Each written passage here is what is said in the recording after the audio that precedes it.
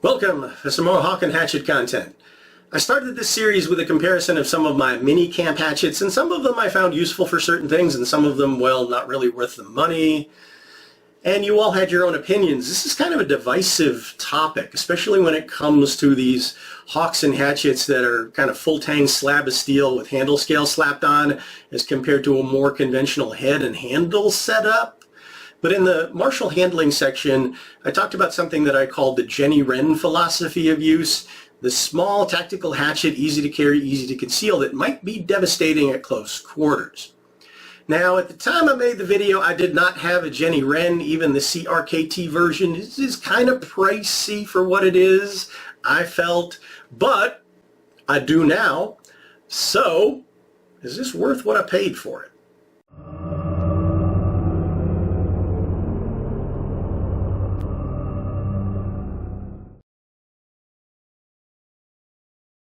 A little context behind the name that you could probably Google if you really cared.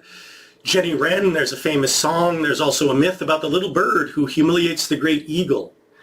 And Women's Royal Navy Corps were sometimes referred to as Wrens. Unfortunately, because Jenny is also what you call a female donkey, and all that implies. But I think the takeaway here is Wren may be small, but should not be underestimated. Let's start as we usually do by talking about the sheath that it came with. It's Kydex sheath, multiple potential mounting points, slots up here for molly mounting, a couple of other holes you can mount other things to. They are spaced, for instance, for a tech lock, which I added myself, didn't come with it. But if you look at the original Wren design on the RMJ Tactical website, and we'll talk about specific differences between the original and the CRKT version of the Wren itself, but their sheath, well, there's a lot less going on up here. It's lower profile, and they include a couple of belt loops. And I think I may make myself a couple of belt loops to go with this.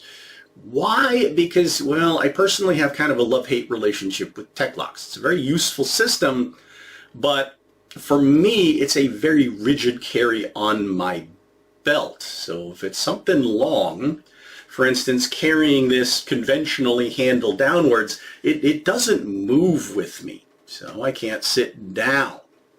I have tried actually carrying it handle up, and that works pretty well. It's very interesting for deployment, but it is a little bit weird flopping around under my armpit. Maybe I'll demonstrate that a little bit later in the video. But I think I am going to try to make a couple of belt loops for it. I think that'll work better for me. But speaking of loops, it does come with this nylon strap with this pinch buckle. Now, some folks have tried using that as a carry strap, but since it came wrapped around the bottom of the spike, I figure it's intended to be a safety retention strap, so that's how I've been using it. But speaking of retention, when this first came to me, it was really stiff. It was almost a dangerous struggle to try to get out of here. With some break-in now, a good tug will free it. But at the same time, it's still more than snug enough that I'm not worried about it going anywhere accidentally, even if I'm not using the retention strap.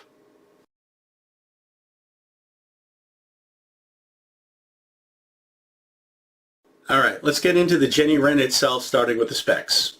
What did I pay for the thing? When I got it on Amazon, it was about 120 US, so there's some perspective for you. And speaking of perspective, if you want an original RMJ tactical version, well, that's more like 500. But for my 120 US dollars, I got an SK5 full tang, basically a slab of steel with a couple of almost full-length GRN scales attached. Unfortunately, with hollow rivets. I would have really preferred screws that I could tighten down should the scales come loose. And spoiler alert, yes, with use, the scales have come loose, well, just a little bit. But that might be a glimpse of things to come that will further frustrate me. We'll get back to the design here in just a little bit. But the test files are saying probably around 54 HRC, which is as advertised, has a really durable epoxy powder coating, and we'll talk about how it held up in the tests. And the interesting thing you can see is it's sharpened around basically every operational edge, not just the bit, but the bottom of the heel, all the way across the top, and the spike to varying degrees. And I say varying degrees because the primary bit is the sharpest edge where it tapers down. It's got kind of a high flat grind and then an edge bevel on it that's pretty keen, and we'll see how functional it is, whereas the other edges are not nearly as keen, especially this one across the top. So in the testing, we'll see what they may or may not be useful for. But size and weight are going to be limiting factors in its usefulness. So looking down at my notes to give you the metric as well as the imperial, overall length is 9.5 inches, 24 centimeters. Now, the RMJ tactical version is 2 inches longer, and I think it really, really needed that extra 2 inches. And I'll tell you why here in just a second. But the weight is 18 ounces, 510 grams. So it's really light with a point of balance that's, well, down here at the top of the grip scales. And we'll talk about how that functions. But your grip scales give you about 6.5 inches, 16.5 centimeters of functional grip.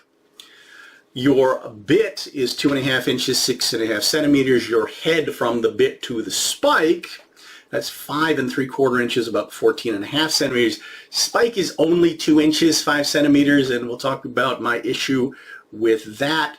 Stock thickness is a reasonably beefy 6 millimeters. Let's talk about the design. In order to best break down the pros and cons of Rian Johnson's design, I feel like I need to get straight into the test footage. I'm going to do it a little bit backwards by showing you the utility tests first and then the more martial ones. And in doing the utility tests, just like in some of my other small hawk and hatchet videos, I went ahead and compared this against a similarly sized field utility choppy bushcraft knife for what I call my is it better than a Becker test. And this time I picked my BK2 because they are a similar size, similar weight, and yes, even similar stock thickness. So starting with fine carving, I went ahead and tried to use all of the sharpened surfaces.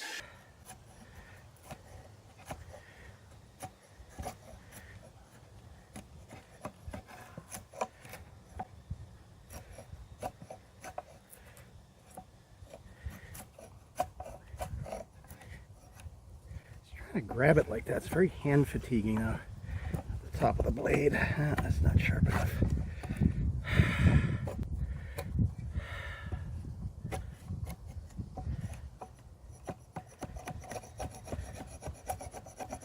But I'm going to say the primary bit was far and away the best, and it wasn't bad. This is a fairly comfortable grip to choke up on and get my hand behind the beard, had good control over it. The other edges, I'm going to say, were scrapey at best. Take off a little bark. Use any of the other surfaces for this. Well, I suppose I can, right? Could they be improved? Sure they could, but out of the box, yeah, not terribly useful. But was it better than a Becker? Better than a Becker? Well, of course not. In my hands, no, absolutely not. I could make it work, but, and I'm probably going to say that phrase over and over again, I could make it work, but, and that gets us then to the next test, rendering thin branches.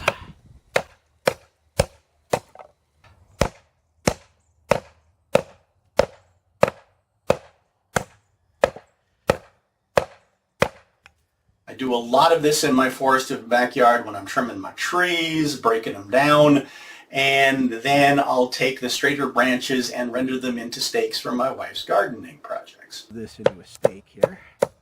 Yeah, that's not bad, right? I could certainly do that.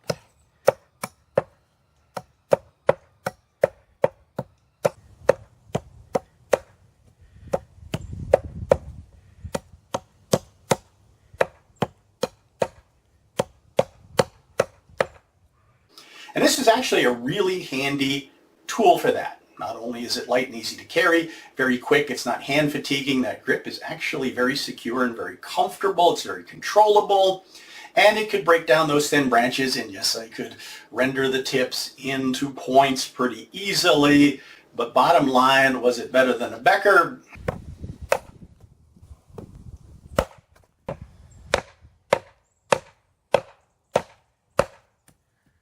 Not really. The Becker, which I'm a lot handier with.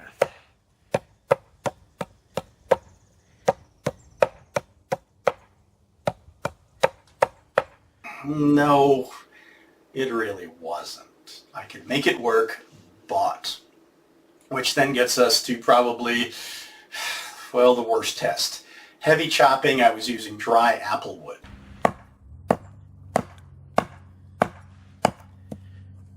Stuck a little bit.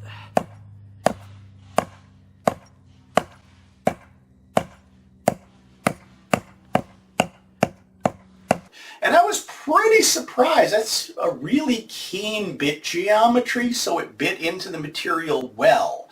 And I found I got my best bite if I choked down, put my pinky below the point on the front of the knob.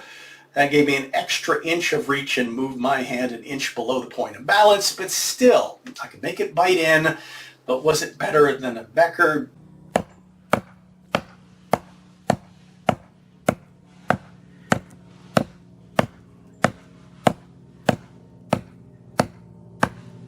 No, it wasn't. And this is where we have to talk about, well, limitations of the design. But first I want to talk about another potential comparison. If you're thinking about something that is more knife-like, but maybe more blade forward and also more blade leading, I was thinking, well, what about a kukri? So I went ahead and repeated all of the tests with my 9-inch police kukri that I reviewed previously. Now I picked this one, even though it's longer, it's similar weight, and the point of balance is a similar distance from my hand.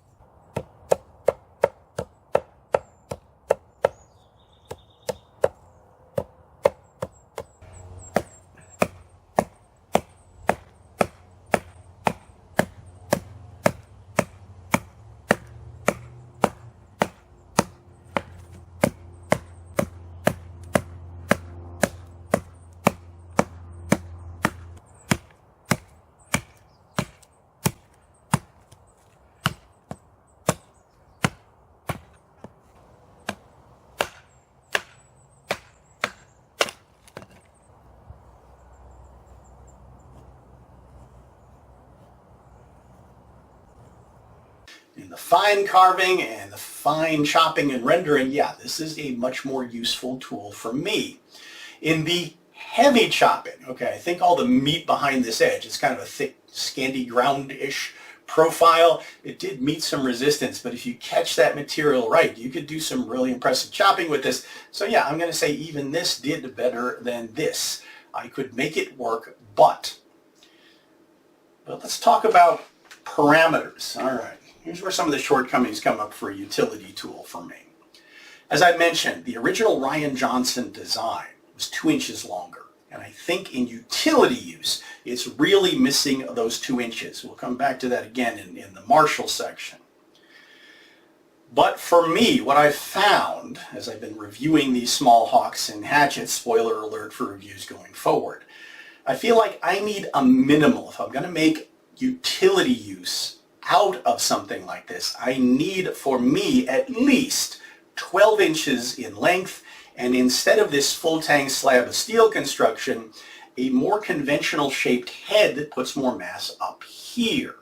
So for me, my bottom threshold of what will work for me as a utility tool is this.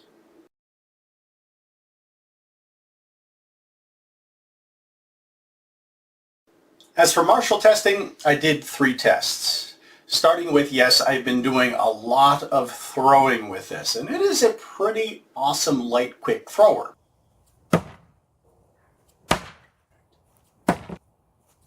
but because it's kind of small, it rotates fast. I find my single rotation is happening at about 12, 13 feet naturally. And if you catch the bit right, it really does bite in. Amusingly, if you catch it head first, sometimes it actually sticks as well.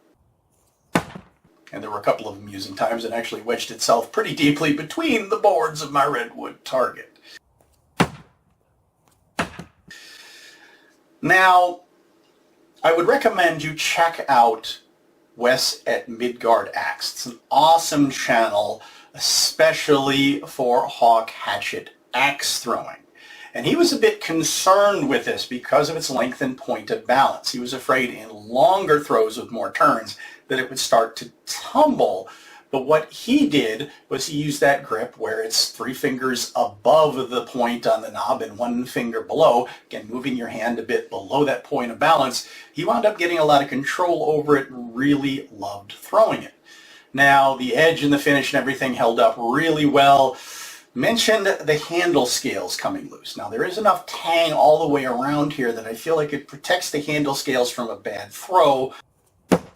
I think I loosened them up more in the chopping test than in the throwing test. But yeah, as a throwing implement, it's really quite nice. It's fun and it's pretty forgiving. Anywhere you hit along the sharpened surfaces, unless you get a straight-on knob strike, it's probably going to stick into the target. So throwing tool, awesome. But frankly, when we talk about comparisons, I have similar sized throwing hatchets that are a fraction of this price that I'm not worried about beating up or losing in the bushes. Yeah, $120 is something I'm going to beat up throwing. Is that worth it? Something to consider. But the next test, all right, really keen edge and pointy toe. How well does it slash?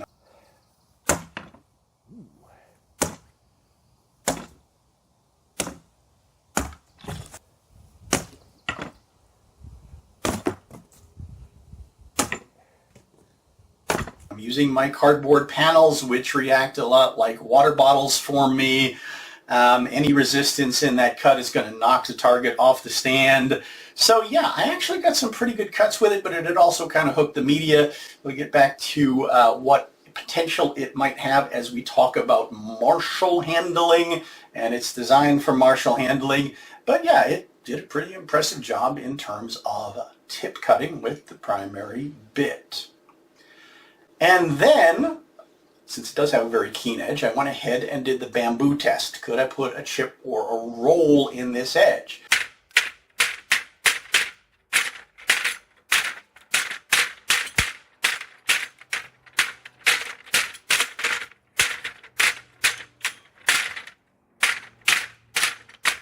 Now, none of the other utility testing seemed to diminish that edge, and neither did the bamboo test. Now, I'm not trying to chop through the media. I'm hitting it with the speed and rhythm I would use in sparring fencing martial practice, which also gives me a sense of how it responds in terms of speed and quickness against kind of a reactive target. I do sort of have to chase that bamboo around. And I do struggle with hawks and hatchets as compared to big knives and swords because I have to be really accurate about catching the target on the bit in order to get that cutting action. If I short stroke it, I miss. Might get a tip slash though. And if I long stroke it, well, I'm going to hook.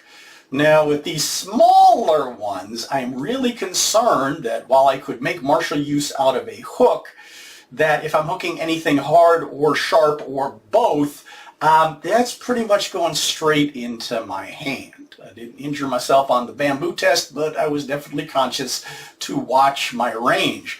But this was really fast, really responsive.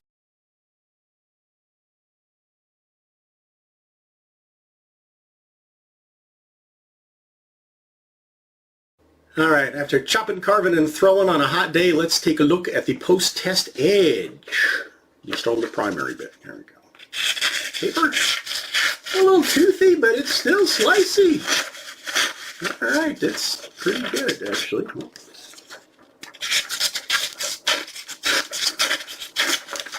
How about some cardboard?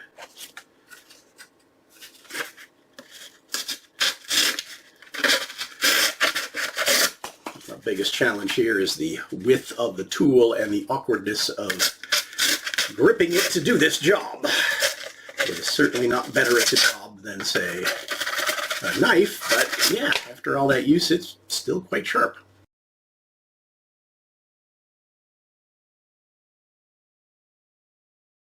First thing before we get into the Marshall possibilities, here it is, handle up in that tech lock on my belt. A couple of different ways I can actually reach for it, but yeah, that's a really nice, handy deployment.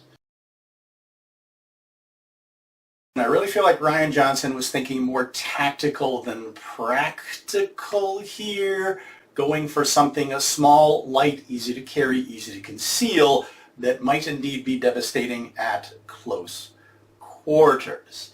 But we'll talk about again where my minimal functional thresholds for me are in terms of dimensions.